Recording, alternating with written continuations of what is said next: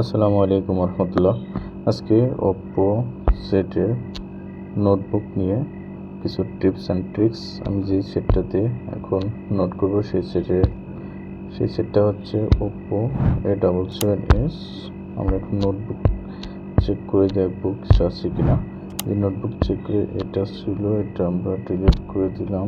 Delete করার পরে আমরা এখন অনেক সময় দেখা যাচ্ছে অনেক লেখা থেকে আমরা কিছু নোট করব, সেক্ষেত্রে এই ট্রিক্সটা আমরা লেখাটা সিলেক্ট করলাম। সিলেক্ট করার পরে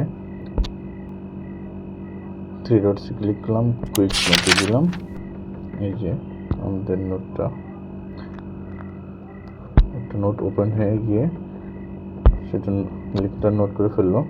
তারপর আবার এটা যদি সিলেক্ট করার পরে সিলেক্ট করার পরে আবার three dot click quick note, এই জায়গায় আমাদের সিলেক্ট করলাম থ্রি ডটস, কুইক নেট, আমাদের এটা নোট হয়ে গেছে। এরকমভাবে নোট করা অনেক easy. Three dots click quick note, যে আমার এটা নোট হয়ে গিয়েছে। এখন এটা আমরা কোথায় পাবো? আমরা যদি নোটে যাই, নোটে গিয়ে আমরা দেখব কুইক নোটে গিয়ে জাস্ট নাও যে আমার যেগুলো নোট করেছি সেগুলো সব নোটবুকে চলে এসেছে।